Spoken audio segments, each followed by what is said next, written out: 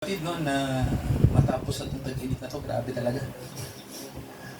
At hoping for rainy season, no, na dumating na. Ayan. At salamat sa Diyos sapagkat nandito po tayong lahat. Pag-pray natin yung mga kapatid natin na busy po sa araw na to. At nawa po ay ipanalangin natin sila palagi nasaan man. Tayo po'y manalangin muli mga kapatid sa pagbasa po ng salita ng Diyos. Hallelujah. Dakilang Ama, ang inyong salita po'y napakahalaga. Dumating nawa ang inyong kapahayagan sa amin sa mga hindi karapat-dapat na inyong hinirang na ginawa niyong karapat-dapat dahil sa inyong habag. Samahan niyo kami sa pangalan ni Jesus. Lahat po tayo magsabi ng Amen. Dito po sa Mateo 24, at babasahin ko po sa inyo yung verse 23. Okay po, Mateo 24, verse 23. Ang sabi po rito ng salita ng Diyos, kung magkagayon, kung may magsabi sa inyo, sino mang tao, naririto na ang Kristo o nariyan, huwag ninyong paniwalaan. Sapagkat may magsisilitaw na mga bulaang Kristo at mga bulaang propeta. Magpapakita ng mga dakilang tanda at mga kababalaghan. Ano pat ililigaw kung maaari, pati ang mga hinirang. Narito, ipinagpauna ko na, sinabi ko sa inyo. Kaya nga, kung sa inyo'y kanilang sasabihin, narito, siya'y nasa ilang, huwag kayong lumabas. Narito, siya'y nasa mga silid, huwag ninyong paniwalaan. Sapagkat gaya ng kidlat na kumikidlat sa silanganan at nakikita hanggang sa kanluran, gayon din ang pagparito ng anak ng tao. Verse 28, saan man naroroon ang bangkay, nagkakatipon ang mga agila. Actually, agila yan. Mali yung translation. Sige po, mga kapatid, no? Ating pahalagahan po ang sinabi ng Panginoong Jesucristo. Mga kapatid, sa tanghaling ito, no, maganda po yung meron po akong nakita, no, na isang magandang illustration dito sa mga verses na ito, no. Ano po ba ang lihim na pangalan ng Diyos, no? Maganda po na malaman natin ano yung God's secret name. Siguro po iniisip nyo, no, na yung binasa naman ni Pastor, wala namang connection dito. Well, tingnan po natin, ano. Ano po ba ang sikretong pangalan ng Diyos? So, mga kapatid, no, mahalaga po na malaman natin yung revelation ng Diyos, no, sa panahon na ito. Sabihin nga po natin revelation. Yan, so, pag sinabi po kasi natin revelation, alam natin na mga bagay na nakatago, no? Nakatago ang mga bagay na sinasabi ng Diyos, hindi ito makita ng mga ordinaryong tao. No? Pero po, sabi ng Biblia sa atin, ipapakita ito sa mga pinili. No? Naalala niyo po nung panahon ng Panginoon natin na siya'y nasa lupa. Siya'y nangangaral sa pamamagitan ng parabola, no, ng talinghaga. Sabi ng mga alagad sa kanya, mga kapatid, no, may sinabi na, mababasa niyo yun, no, na ang sabi, bakit kayo nangangaral, Panginoon, sa pamamagitan ng talinghaga? No? May sinabi ang Panginoon, mga kapatid, kung bakit, no? At ang sabi niya, tumingin naman kayo ng tumingin, hindi kayo makakakita. Di ba sabi niya, no? Kung kayo man ay, may sinabi rin ng Panginoon, no, na kung kayo ay makinig ng makinig, ay hindi kayo makakaunawa. So kung ibig sabihin po, may mga bagay, mga kapatid, na sinasabi ng Panginoon sa pangkalahatan, pero nakatago. May sinasabi naman siya sa mga iilan, pero yun yung sinasabi niya na hindi patago, kundi nire-reveal niya yung kanyang kalooban, no?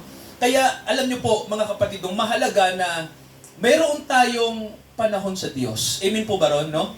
Hindi kasi tayo pwedeng umasa sa crowd pagdating sa revelation, no? Hindi tayo pwedeng umasa sa maraming pagsasamba, ganun, ano? Tayo ay nasa church dahil nakikipag-deal ang Diyos individually sa atin. Amen ba, mga kapatid, no?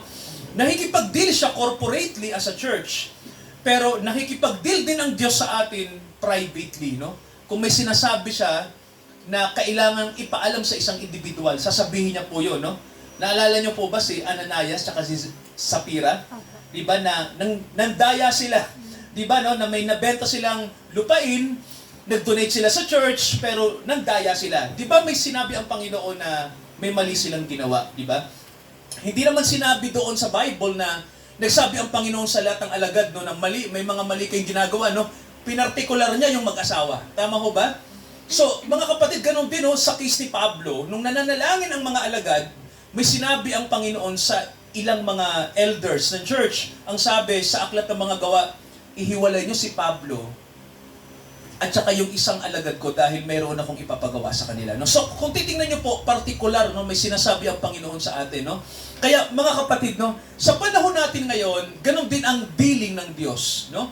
Kaya po, balikan natin yung sinabi ng Panginoon na ano ba yung i-reveal niya sa atin. Ang una niyang i-reveal yung identity niya, no, yung kanyang pangalan. So, ito yung chapter 24, verse 23. Tingnan niyo po ang sabi ng Panginoon dito, no? Dahil nang sabihin ng Panginoon ang kanyang pagdating, mayroon siyang misteryong sinasabi dito. Ang ibig sabihin po rito ay yung mismong pagdating niya ng aktual, no? So kasi tayo po naniniwala kasi no na darating ang Panginoon sa atin sa tatlong revelation, no? Tatlong kapahayagan yan. Siguro puntahan muna natin 'yon bago natin na balikan yung Mateo. Samahan niyo po ako sa Thessalonians. Okay, tingnan natin yung issue ng rapture. Sa Thessalonians, mga kapatid, mapapansin niyo po no, sa unang Thessalonica, chapter 4, ito yung popular na verses tungkol sa rapture, no? Unang Thessalonica chapter 4, kaya pansinin niyo po yung verse 16. Sabi rito, nakalagay, ang Panginoon din ang bababa mula sa langit. So, ibig sabihin po, pag sinabi ng Bible na, the Lord Himself shall descend. Ibig sabihin talaga, bababa talaga siya, no? Yun nga lang, ang tanong, sino ang makakakita sa kanyang pagbaba? Well, iba yung pagbaba niya sa rapture, iba rin yung kanyang pagbaba sa tinatawag nating second coming na makikita ng marami, no? Kasi mga kapatid, eto yon sa chapter 1 ng Revelation, ipaghambing natin, no? I-compare natin. Pansinin niyo yung Revelation chapter 1. Anong sabi ng verse 7? Tingnan niyo po. Narito, tingnan niyo po siya'y pumaparitong nasa sa mga alapaap at makikita siya ng bawat mata. Nakita niyo po, no? Etong mga kapatid, yung aktual na pagdating niya, no? Sabi rito, behold, He cometh with clouds, and every eye shall see Him. Ano po bang sabi ng Bible? Makikita siya ng bawat mata. Hindi sinabi rito mga kapatid na makikita siya ng mga church, ng mga hinirang. Hindi, no? Sabi rito, bawat tao na sa panahon na ito, no, ng second coming, makikita si Jesus ng aktual, no? Sa second coming yon. Pero mga kapatid, di ba, sabi nga natin, may pagdating na hindi alam ng marami. Tama ba? Ito yung tinatawag na rapture. No? Kasi ang sabi ng Bible dito, balikan natin yung Thessalonians, sabi dito sa verse 16, ang Panginoon din ang bababa from heaven. Sabi rito, at ano yung unang i-reveal niya? Shout, voice, and trump. Ulitin natin sabi rito, isang sigaw, may ipaparinig siya. May tinig ng arkanghel, may i-reveal siya sa atin. At pakakak ng Diyos, simbolo po ng sinasabing may ipoproclaim, no? May ipaparinig sa atin. So mga kapatid, ang tinig, yung sinasabing tinig, yung sinasabi na sigaw, yung sinasabi na pakakak ay, alam niyo po, in essence, sa pamamagitan ng ng pag-aaral natin ng Bible, mapapansin niyo, no? Ang lahat ng iyan ay tumutukoy sa revelation. Amen ba ron, no? Ang rapture ay tungkol sa revelation. Sabihin na natin ito, ang rapture ay revelation. Yun mga kapatid, no? Ang rapture ay revelation. Hindi po siya bagay na iniisip ng mga nasa church na lulutang tayong lahat, no? Maaari, no? Pero ang kailangan muna nating malaman ay revelation ng rapture, no? Kaya nga ang Panginoon sinabi niya yan, no? Kung babalikan mo yung Mateo 24, sabi niya, ang pagparito ko, di ba mga kapatid, may pinagpauna niya na, huwag kayong maniniwala kung sabihin man nila na actual akong nandito. Di ba? Sabi niya, no, kasi ang aking pagparito sa panahon ng rapture ay by revelation. Yan ang ibig sabihin ng Panginoon doon, ano? Kaya sabi niya, kung may magsasabi na dyan ng Kristo, huwag kayong maniniwala. Ang lupit ba ng Panginoon doon, mga kapatid? No? Kasi alam niya na people will be deceived. Alam niyo po ba sa panahon ng AI, di ba? Pwede tayong ma-deceive. Bumababa ang Panginoon from heaven, makikita ng mga tao, yung pala invento lang. Tama ba? People can create something na fantasy. Pwede silang mag-create ng isang biblical revelation through computer, di ba? Ngayon, kayang i-manipulate ang tao. Tama ba mga kapatid? No? Kasi nasa panahon tayo mga kapatid na ng apostasy. Tama ho ba? Nasa panahon tayo ng pandaraya, nasa panahon tayo na ang tao'y marunong. Hinulaan ni Daniel yan. Di ba? Sabi niya na sa panahon ng second coming ni Jesus Christ, sabi ng Bible sa Daniel chapter 12 na ang mga tao'y magiging marunong. Daniel, tingnan natin ang chapter 12 ng Daniel. Mga kapatid, tingnan nyo. Daniel 12. At anong sabi ng Bible? Nakalagay sa verse 4. Ito particular sa Israel. Pero as usual, it speaks about second coming ni Jesus. Sabi rito, ikaw Daniel, sabi ng chapter 12 verse 4, isara mo ang aklat, isara mo ang mga salita, tatakan mo ang aklat hanggang sa panahon ng kawakasan. Ano raw po ang panahon ng rapture? It speaks about ang sabi, the time of the end, no? Part tayo ng time of the end. At ang sabi, nakalagay, knowledge shall be increased. Nabasa niyo mga kapatid, no? Knowledge shall be increased. Ang kaalaman ay lalago. Tama po ba? No, mga kapatid, no? Lalago ang kaalaman. Balikan natin yung 24 ng Mateo ngayon, ano? Himayin natin to. Sabi rito, nakalagay, sabi ng verse 23, kung may magsabing narito ang Panginoon o nariyan, anong sabi ng Panginoon?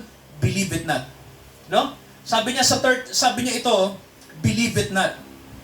Huwag kayong maniniwala. Kasi mga kapatid, i-reveal personal ng Panginoon sa atin yung kanyang identity, yung kanyang pangalan. Actually, napaka-personal nga talaga ng rapture. No? Kasi tingnan nyo pa, sabi ng Panginoon dito, kung may sino mang tao, narito na ang Kristo, nariyan, huwag kayong maniniwala. No? So, dito mga kapatid, pag sinabi ng Panginoon yan, kailangan kang dumepende sa Holy Spirit. Amen po ba? Kailangan kang dumepende sa banal na Espiritu sa panahon na to. No? Para hindi tayo ma-deceive. Hindi tayo makasama sa apostasing nangyayari, no, na pagtalikod ng marami sa faith. Kailangan natin ng pagdepende sa Holy Ghost sa panahon na to. No? Sabi kasi ng Panginoon tayo, no, sino mang tao, pag sinabi nila na nandiyan na ang Jesus Christ, huwag kayong maniniwala. No? Eto mga kapatid, matindi ang sinabi ng Panginoon na to. Kasi sabi niya, meron kayong kailangan dependihan dyan. No, tingnan niyo po yung verse 24, tingnan niyo po. Ito yung malupit dito, no? Kung bakit marami ang maliligaw? Ano pong sabi ng Bible? May magsisilitaw na, ano po? Bula ang Kristo. False Christs. So, kung alam niyo po matindi dito. Kasi mga kapatid, yung ginamit ng Panginoon na statement, no? Tingnan niyo po. Big C. Capital C. So, ang tanong, bakit mga kapatid, marami ang maliligaw? Kasi po ang totoo ganito. Big C. Alam niyo po ibig sabihin ng Big C? Ibig sabihin mga kapatid, itong mga mangliligaw na to, ba't hindi to? No? Kasi kakaiba to. Itong mga mangliligaw na to ay mga anointed one. Sila ay mayroon ding pahid ng Holy Spirit. Tanong, pwede ba yun? Tingnan niyo pa kung bakit. Kung bakit may mga ginagawa ang marami no, na mali. Meron akong itatanong, sagutin niyo po ito. No? Si Judas ba ng alagad pa ni Jesus Christ? Mga kapatid, no? Masasagot niyo to. Siya ba ay mayroong anointing? Meron po.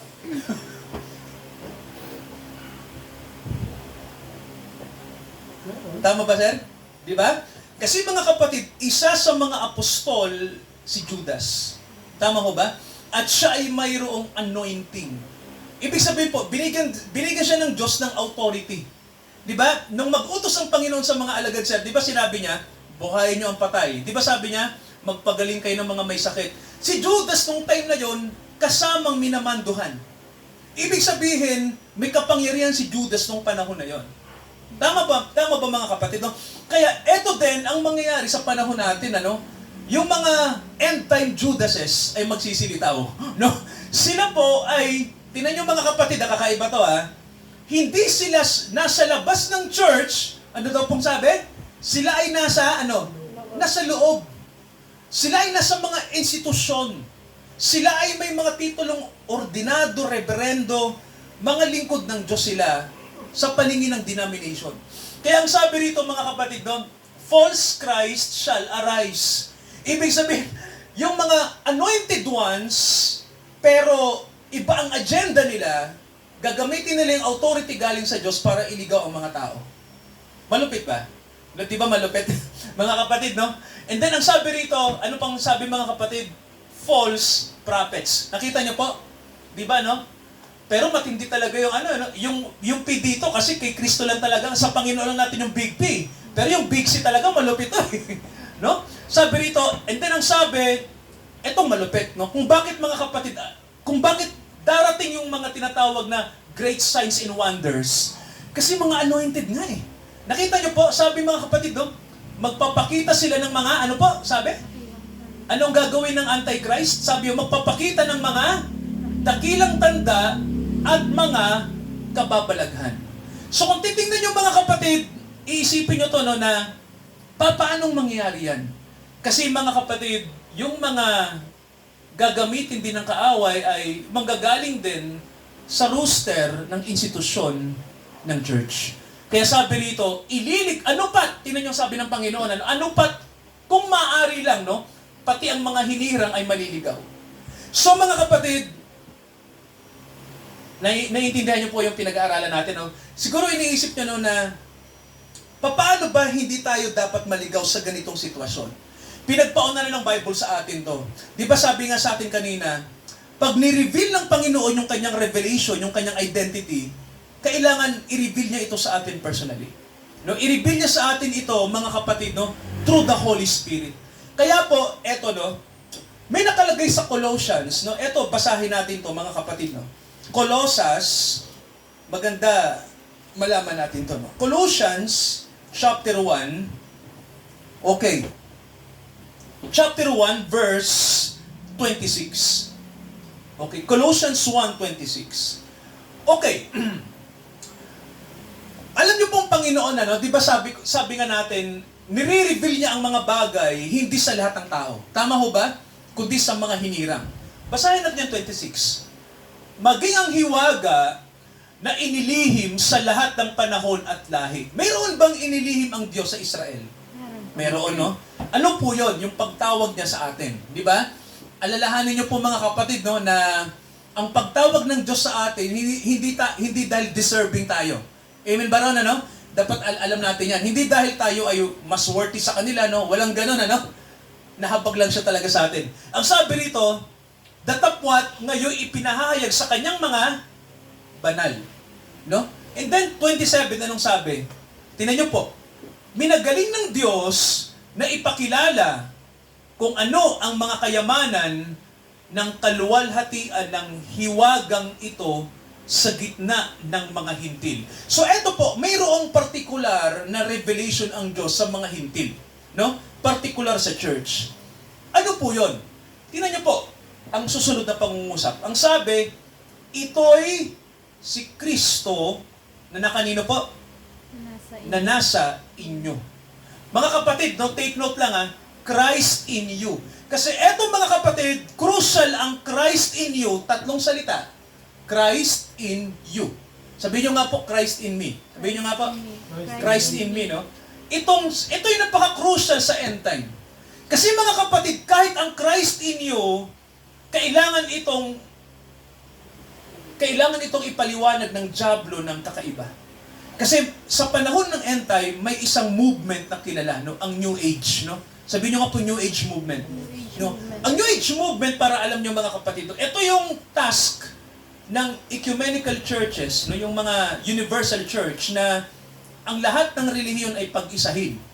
Bakit? Kasi mga kapatid, yung salitang Jesus ay ininterpret, no? Ipinaliwanag sa pamamagitan ng sinasabing Spirit. Okay, baka magulat kayo, Spirit. Baka Holy Spirit yan, Pastor. Hindi, no? Sa Bible, when we say Spirit, may kahulugan. Hindi lahat ng salitang Espiritu ay sa Diyos. Di ba? Sabi sa unang Juan may nakalagay, huwag kayong maniniwala sa bawat Espiritu. Sa New Age, ang turo, yung Kristo ay universal.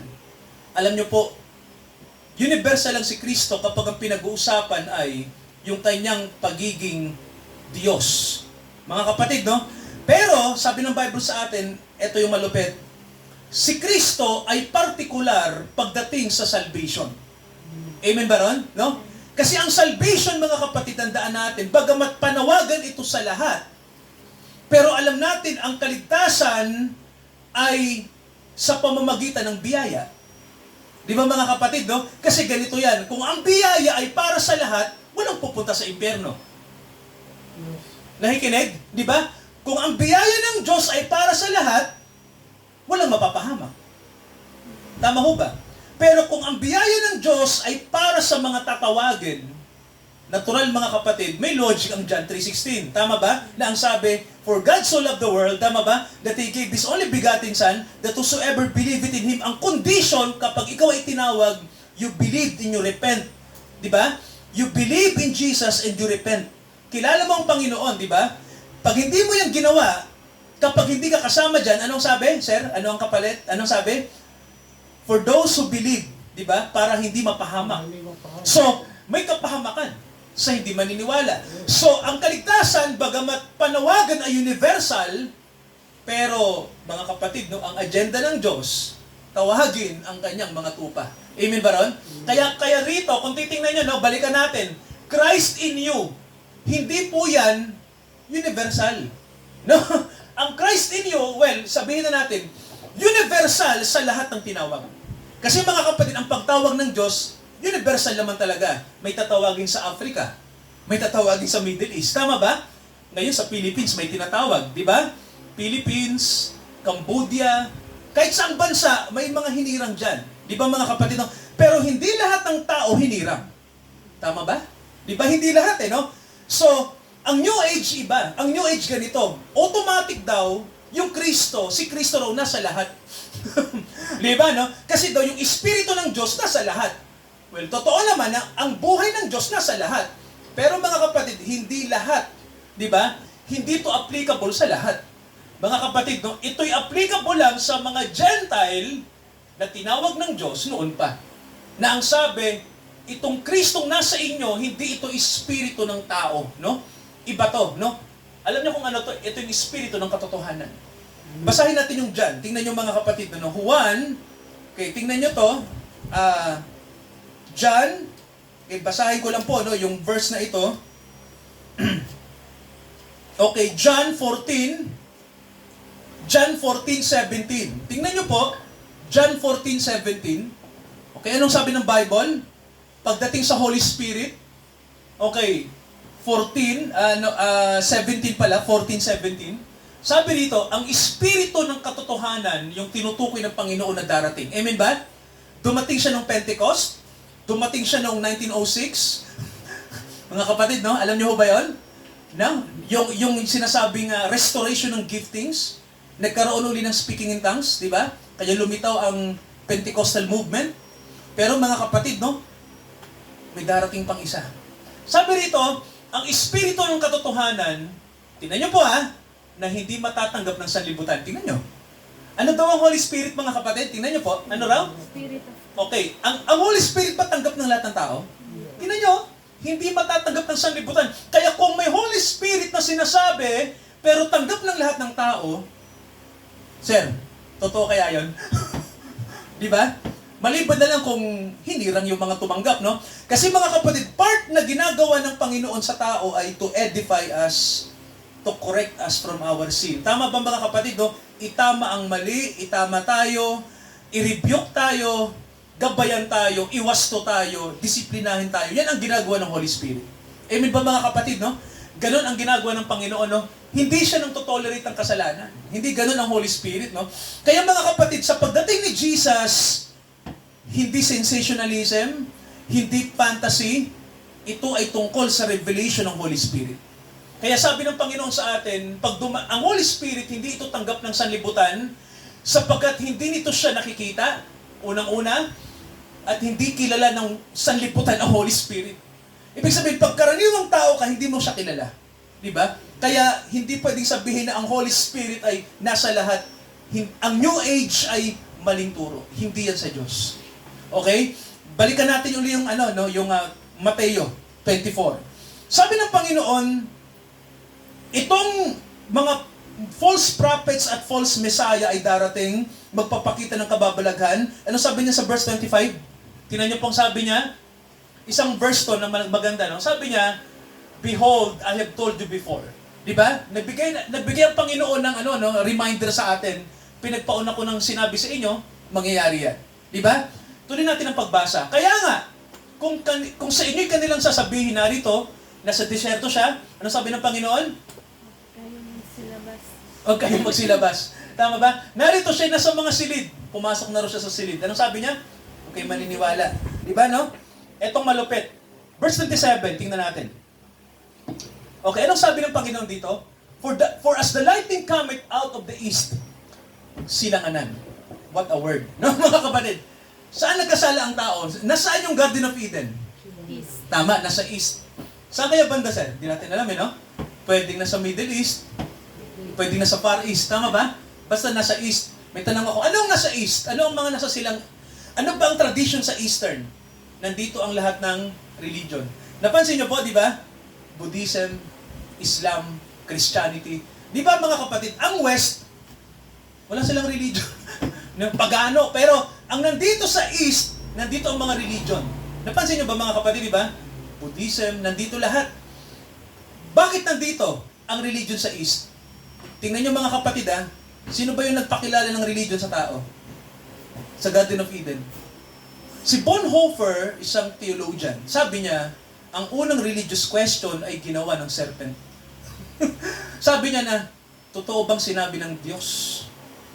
Pag sinama mo ang Diyos sa argumento, you speaks about religion. Nagsasalita ko tungkol sa religion. Ang unang religious question na ginawa ng Diablo sa tao ay religious question. Sabi ni Bonhoeffer. Kaya mga kapatid, no, dito sa silanganan, ang apostasy at ang deception ay nangyari. Tama ba? Kaya kailangan dito rin sa silanganan, matuldukan ng deception. Kaya sabi dito, no, yung revelation ng Panginoon, ipapahayag niya rito. Amen ba ron? Bakit mga kapatid? Tingnan nyo dahil sa deception, tingnan nyo po, Palestinian, Israel, walang tigil ang away. Nakikinig po ba? Because of deception. Tama ba? Dahil sa deception, divided ang tao. Tama ba mga kapatid, di ba? Dahil sa deception, tayo po ay watak-watak, wala tayong unity, wala tayong alam. Kaya ang sabi ng Bible sa atin, ang pagdating ng Panginoon, yung katotohanan ng pagdating niya, ay tulad ng kidlat sa silanganan. At makikita ito sa kanluran. So mga kapatid, nandito pala ang revelation sa atin. Amen ba ron? Ipapahayag dito sa mga Asians. Mga kapatid, no? Kasi si Jesus, dito galing. Nakikinig mo ba? No? Dito siya galing. No? Dito niya kailangang isettle ang lahat sa Asia. Kasi mga kapatid, dito rin siya nireject. Di ba? Pero, rejected siya, kaya nga siya nagpunta ng West eh. Di ba? Nung papunta ng mga alagad, sila Pablo, natatandaan niyo po ba, di ba? Papunta sila sa eastern part. Ang sabi ng Holy Spirit, huwag kayong tumuloy. Di ba? Saan sila pinapapunta? West. Pumunta kayo sa kanluran. Saan sa kanluran? Europe. Kaya mga kapatid, no, sa Europe, ang official religion ay Christianity. Sa US, western part, di ba? Kasi dito sa East, mayroong ginawa ang kaaway dito. Kaya mga kapatid, no, nandito lahat sa Eastern tradition ang iba't ibang belief. Kaya huwag kayong magulat no, na kailangan dito i-reveal ng Diyos yung kanyang revelation sa atin. Kaya nga, maraming religion dito sa East. Kaya sabi rito, sa pagdating ng revelation sa East, gayon din ang pagdating ng anak ng tao. Jesus will come. Naniniwala ba kayo? Yes, mga kapatid, no? Itong matindi. Hanggang dito tayo, no? Why we say revelation? Kasi ang pagdating ni Jesus, basahin natin sa English yung verse 28, no? Para mabasa natin.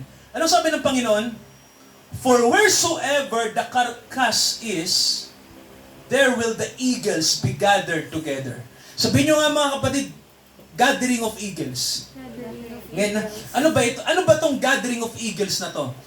Mga kapatid, ang ganda nito kasi ang Panginoon, tinawag niya ang kanyang mga anak na agila sa mga huling araw. Amen ba ron?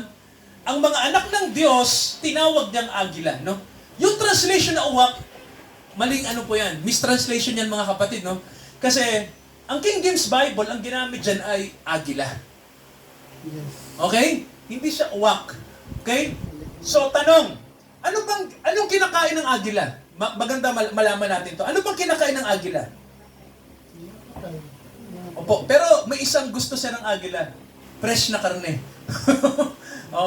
Kasi ang agila, mga kapatid, hindi siya kumakain talaga ng mga patay na karne. Ang kinakain talaga ng agila, ang kanilang preferred na pagkain ay karne na presko.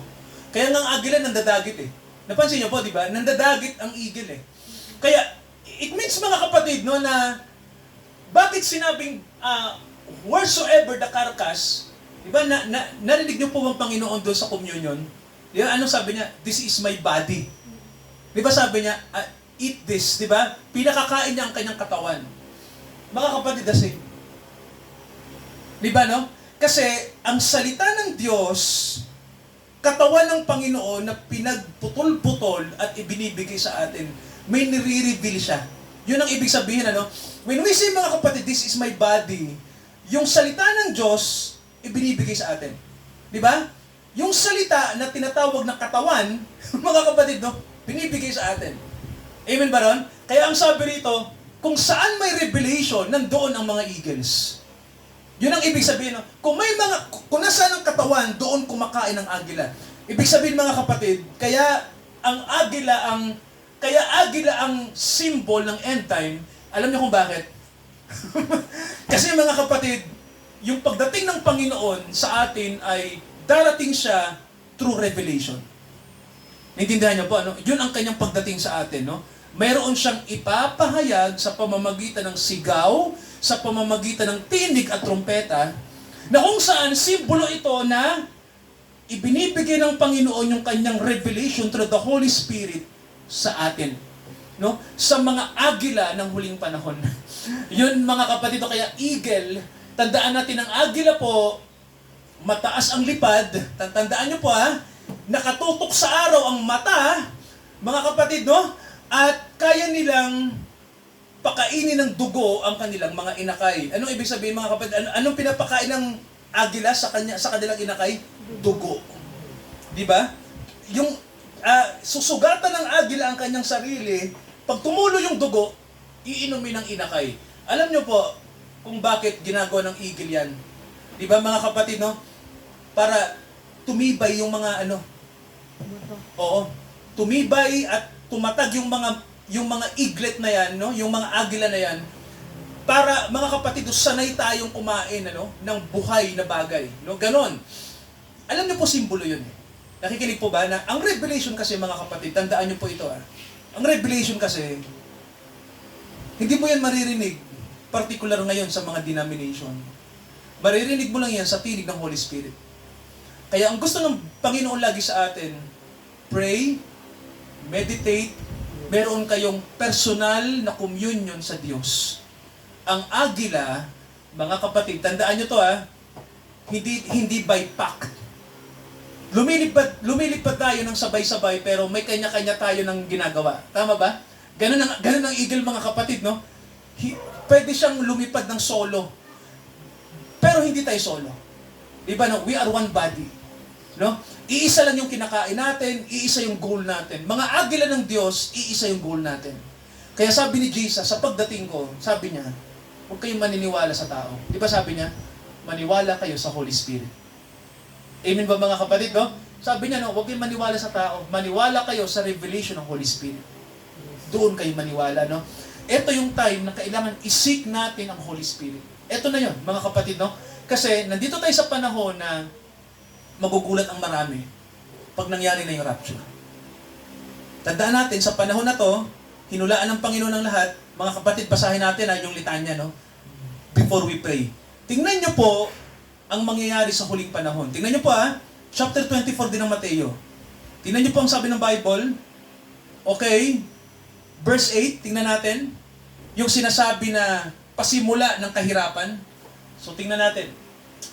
Sabi rito, ang lahat ng mga bagay na ito ay pasimula ng kahirapan. Okay, tuloy natin ang pagbasa. Tingnan natin ang verse 9. Ano bang kahirapan niya?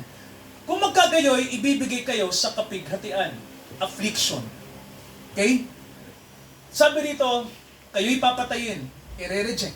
Ibig sabihin, kayo'y kapopuotan ng lahat ng mga bansa dahil sa aking pangalan. Naintindihan niyo mga kapatid yan, ano? Ganyan ang mangyayari sa mga Christian sa huling panahon. Ganyan na ganyan. No? I-reject, ikaw ay papatayin. Okay, pero yung false Christianity kakalat. Pero yung totoong Christianity, yung authentic, rejected yan. Tandaan niyo po pero ang false Christianity, dala-dala sir ng whore. Di ba sabi ng Bible, mayroong babaeng, anong sabi ng Bible? Babaeng prostitute. Di ba? False Christianity. Yung bride. Dala-dala yung truth. Hindi natin alam kung sino sila. Tama ba? Walang label ang bride. Invisible sa atin yan. Pero, in the spirit, recognize mo kung sino sila. Okay? Sabi rito, kapopuotan ng lahat ng mga bansa. Kasi mga kapatid, exclusive yung ating claim sa salvation. Hindi tayo universal. By grace. Tandaan natin ang kaligtasan biyaya. Sabi ng verse 10, kung magkagayoy, anong sabi ng Bible? Maraming matitisod, marami ang magbibitray sa isa't isa, magkakagalit sa isa't isa. Kasi mga kapatid, labanan na to between truth and lies. Naintindihan niyo po, ano? Nasa panahon tayo na pag sinabi mo yung truth, magagalit ang tao sa'yo. Okay, no? Ganun talaga, no? Hindi mo mabiplease ang mga tao. Sa panahon na to, katitisuran ka pa. Yan ang mangyayari, no? And then, maraming lilito ng mga bulaang propeta, ililigaw ang marami, yan na yan. Ito yung time na to. Kaya mga kapatid, kung titingnan nyo, no? Parang okay naman ng time, pero parang pa-worse ng pa-worse. Kaya sa araw na to, mga kapatid, pinakikita sa atin ng scripture ang mangyayari sa panahon natin. Ito na po yun, no? Ang pinakamalungkot dito, sir, naiintindihan natin to, no? Kasi nararamdaman natin to, no? Manglalamig ang faith ng marami. Okay? Okay, hindi nanlalamig dahil, kunyari, maraming nasa church, no? Kahit maraming nasa church, mga kapatid, tandaan nyo maraming nasa church, pero yung faith nila, low na low. No? Pero saan umaasa? Works, human morality, psychology, psychotherapy, New Age, lahat ng teaching, pinasok na, i-cater lang ang tao. Pero ang lahat ng ito, baliwala. Tandaan natin mga kapatid, the only truth na kailangan nating malaman ngayon, hindi ang teachings ng tao. Tama po ba? Anong kailangan natin? Revelation ng Holy Spirit. Magpipray ako mga kapatid sa araw na to. Basahin ko lang po yung 1 Corinthians. Tingnan natin to. Unang Corinto chapter 2. Ito ang sabi ng scripture sa atin.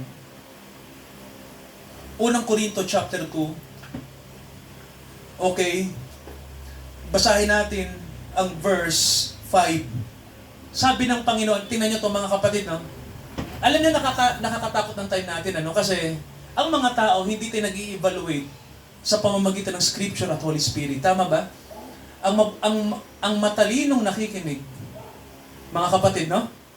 Kino-compare natin sa Scripture at sa revelation ng Holy Spirit ang lahat ng naririnig natin. Hindi tayo basta-basta naniniwala sa mali. Kahit gaano pa kagaling ang nagsasalita. Sabi ng Panginoon dito, sabi ni Apostol Pablo, ang inyong pananampalataya, huwag masalig sa karunungan ng mga tao.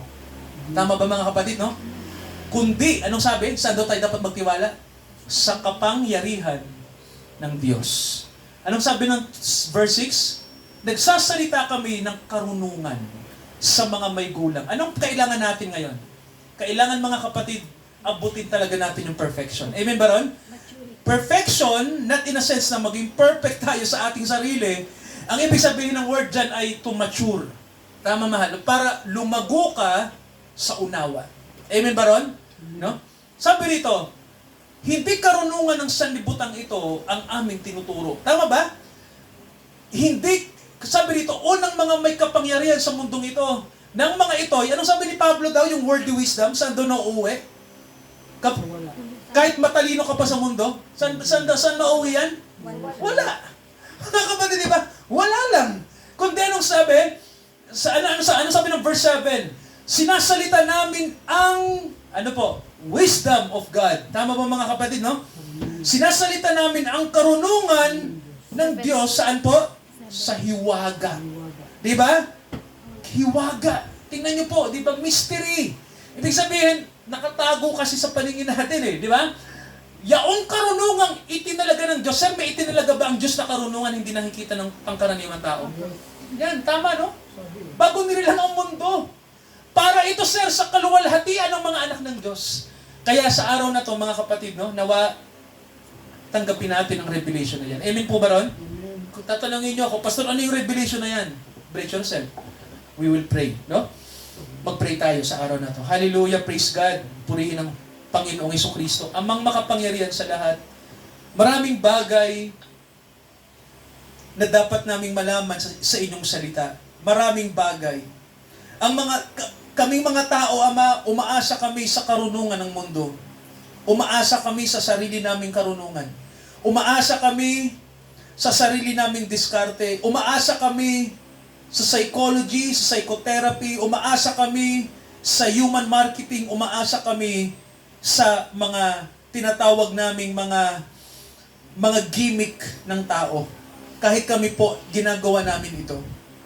Amang totoo, ano po ba ang criteria ng kaligtasan? Ano po ba ang criteria nyo para ang tao'y makonvict sa kasalanan at tanggapin si Jesus sa kanyang puso? Amang makapangyarihan, naniniwala kami na ang inyong sikretong pangalan ay inyong ibinibigay in a revelation. Your secret name is in the revelation. Nang dumating ang pangalan nyo, ang inyong identity sa mundo, ang pangalan nyo po ay Jesus Christ. And people sa Israel, hindi kayo pinaniwalaan. Right now, Father, maraming mga lumilitaw ng mga Jesuses. Pero, hindi ma-identify kung sino ang Jesus ng Bible.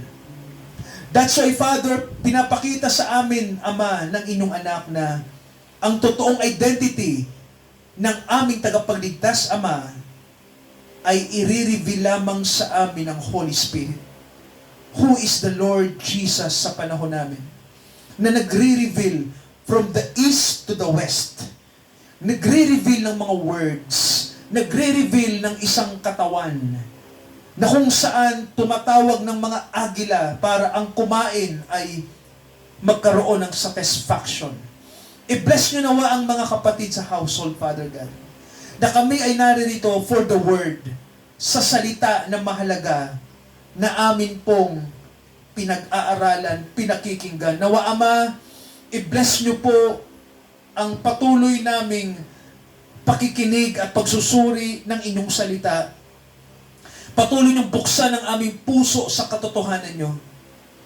Patawarin nyo kami sa aming mga pagkukulang kung may mga panahon, Ama, na umaasa kami sa makataong karunungan. Turuan nyo kami na umasa sa revelation ng Holy Spirit. I-bless nyo po ang mga kapatid. I-bless nyo kaming lahat. Huwag kaming umasa sa karunungan ng tao. Umasa kami sa revelation ng Holy Ghost. I-bless nyo po ang araw na to, ang tanghaling ito, ang hapong ito. Ito ang aming panalangin sa pangalan ni Jesus. Lahat tayo magsabi ng Amen. Amen. Praise God. Mga kapatid, parangalan natin ang Diyos sa pamamagitan po ng ating pagbabalik sa Kanya ng mga biyaya na tinatanggap natin sa Kanya at bilang pagsunod sa Kanyang kalooban. Let us sing. Seek ye first the kingdom of God and His righteousness. Awitin po natin. Hallelujah.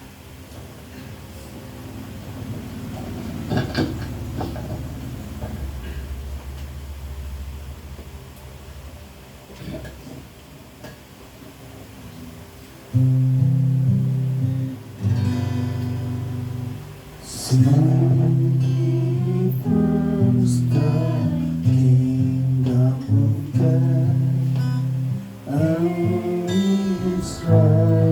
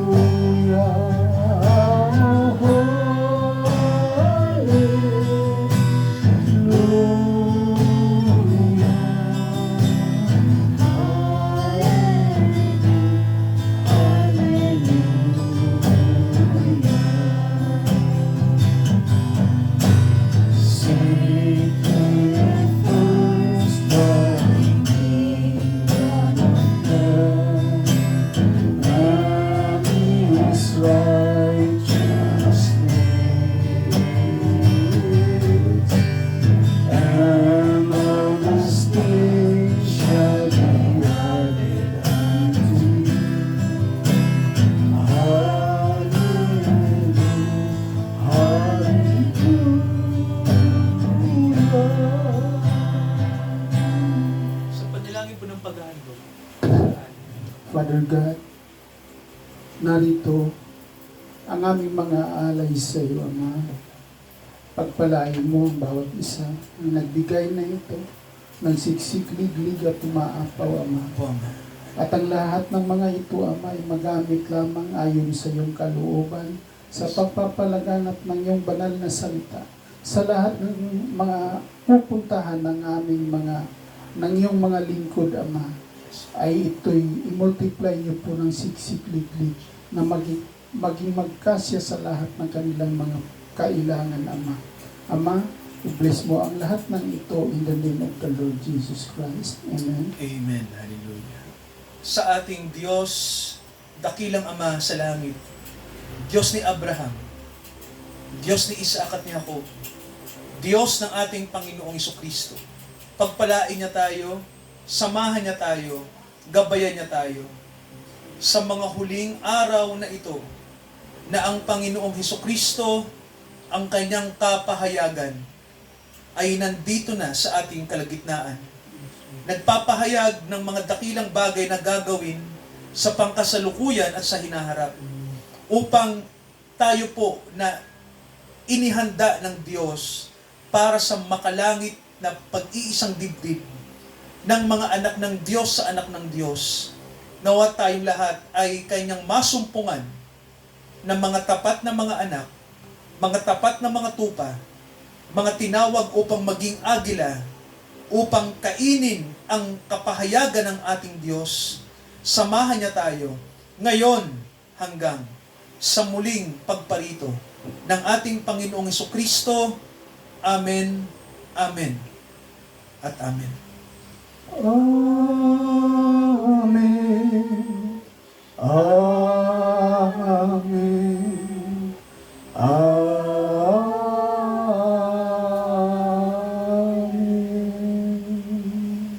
Sa Diyos ang kaluwalhatian.